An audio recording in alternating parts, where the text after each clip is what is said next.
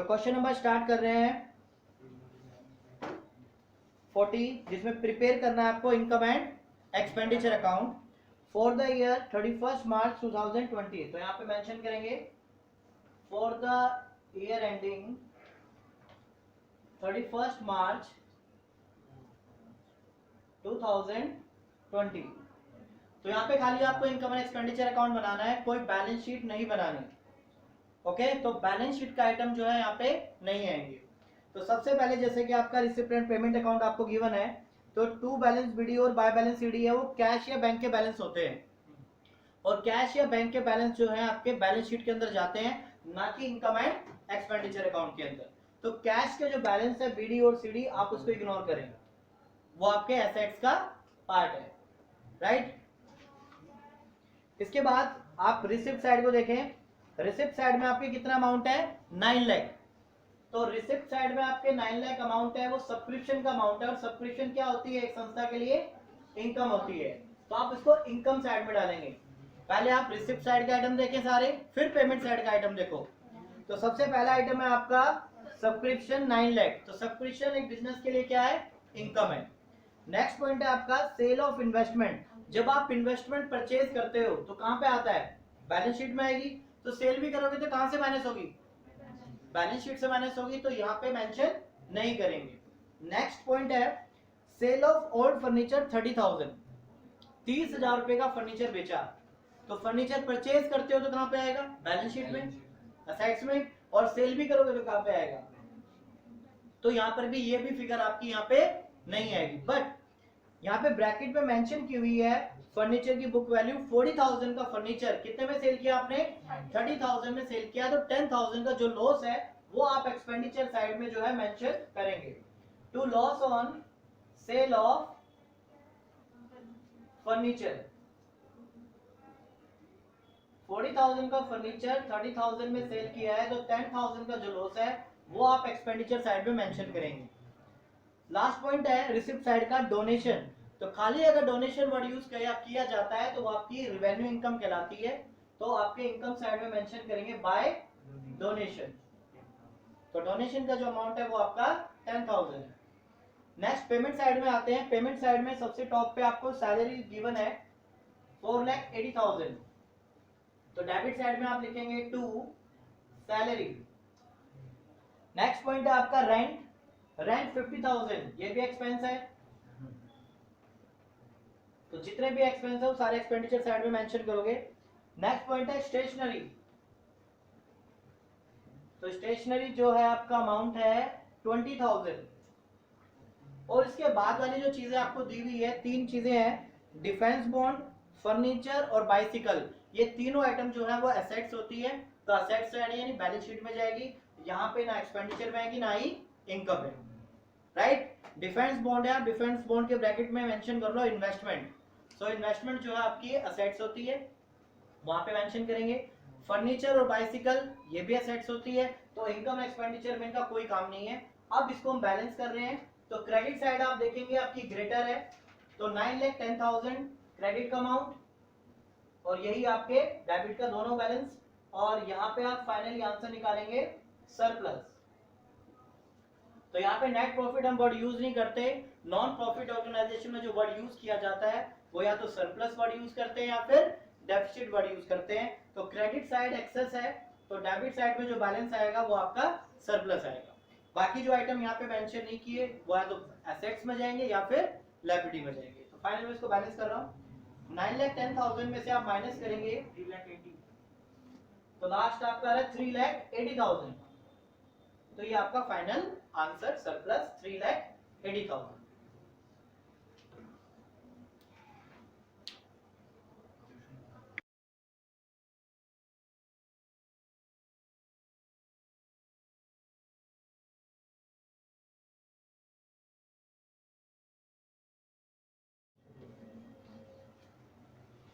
Question number 41 try करते हैं। Prepare करना है income and expenditure account from the following receipt and payment account of nursing society for the year 31 मार्च 2020।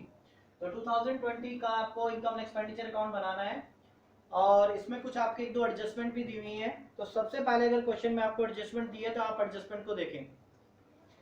तो सबसे पहले कैश या बैंक का जो बैलेंस है वो आपका नहीं आएगा, क्योंकि जो बैलेंस बीडी और सीडी है वो कैश या बैंक के बैलेंस है, वो आपके एसेट साइड में आएंगे, वो हम प्रिपेयर नहीं कर रहे।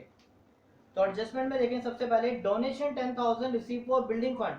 बिल्डिंग फंड के लिए डोनेशन मिली है, तो ये स्पेसिफिक डोनेशन होती है और इसको इंक्लूड कर दिया गया है सब्सक्रिप्शन में। भाई डोनेशन सब्सक्रिप्शन में क्या काम कर रही है, तो यहां से क्या करेंगे, उसको माइनस करेंगे।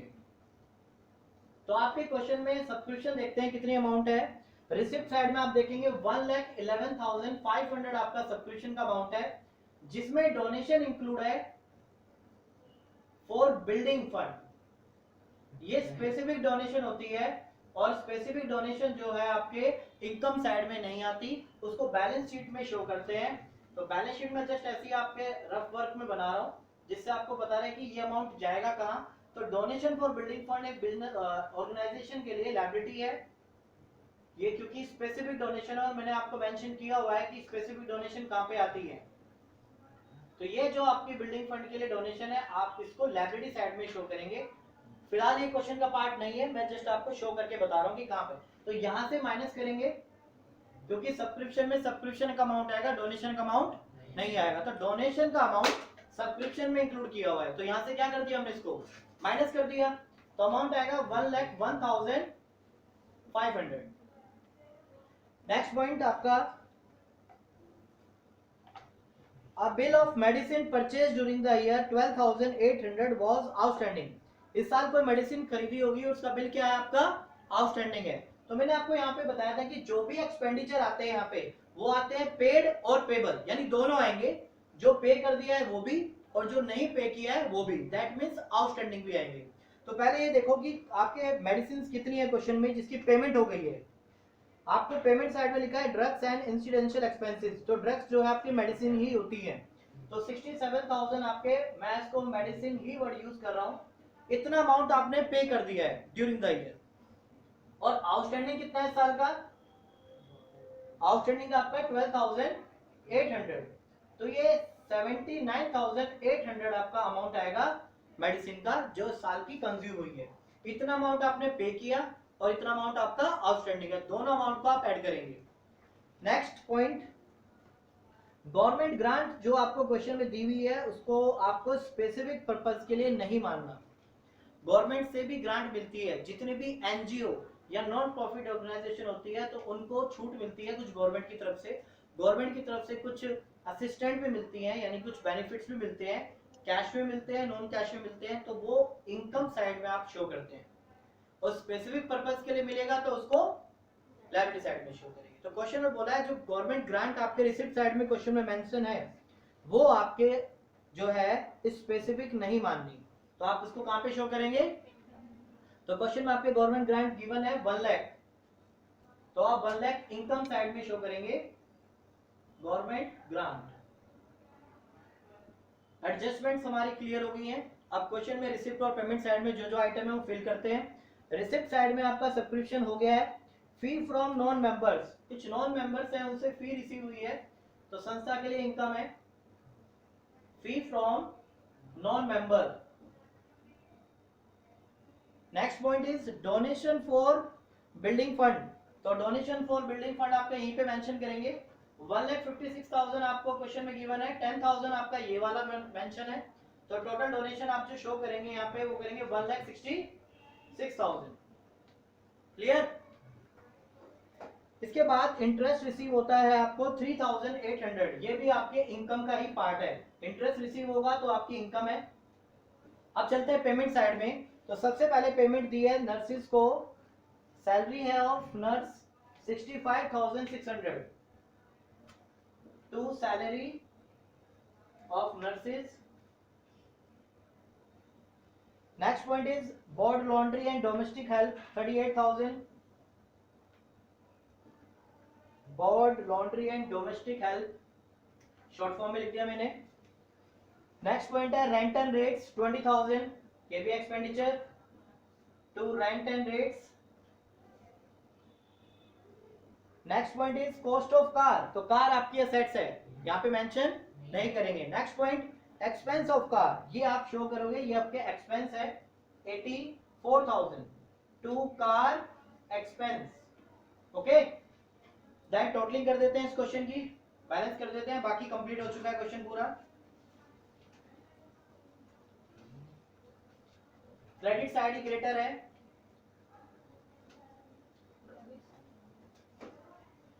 2,32,300, 2,32,300 जो डेबिट साइड में बैलेंस आएगा आप उसको बोलेंगे सरप्लस, और मेंशन करें बैलेंसिंग फिगर।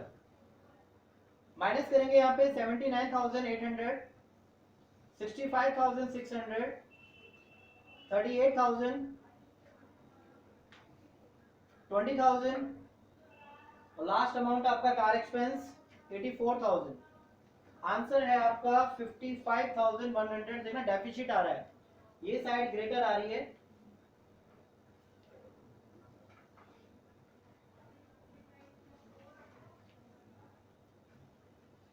अमाउंट देखना कितना है,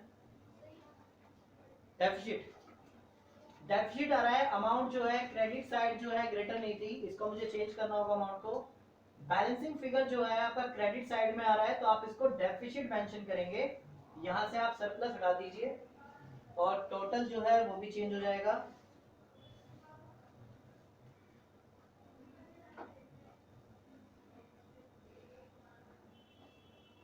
टोटल आएगा आपका 2,87,400। आपकी क्रेडिट साइड ग्रेटर है, 2,87,400, तो क्रेडिट साइड का टोटल ग्रेटर है, सो डेबिट साइड का, तो क्रेडिट साइड में बैलेंस आ रहा है तो डेफिसिट, यानी एक्सपेंसेस ज्यादा हो गए अगेंस्ट ऑफ इनकम, तो balancing figure is deficit. Net loss word आप यूज नहीं कर सकते, ना ही आप प्रॉफिट वर्ड यूज करते, तो नॉन प्रॉफिट ऑर्गेनाइजेशन में जो है वर्ड यूज करेगी या तो सरप्लस या फिर डेफिसिट।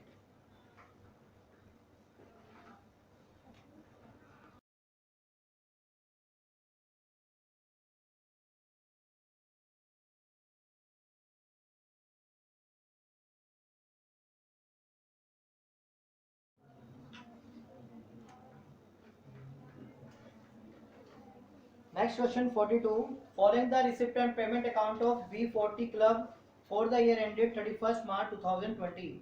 तो B40 क्लब है जिसका रिसिप्ट एंड पेमेंट आपको गिवन है और कुछ एडजस्टमेंट भी आपको एडिशनल गिवन है। तो सबसे पहले आप एडिशनल एडजस्टमेंट ही देखते हैं।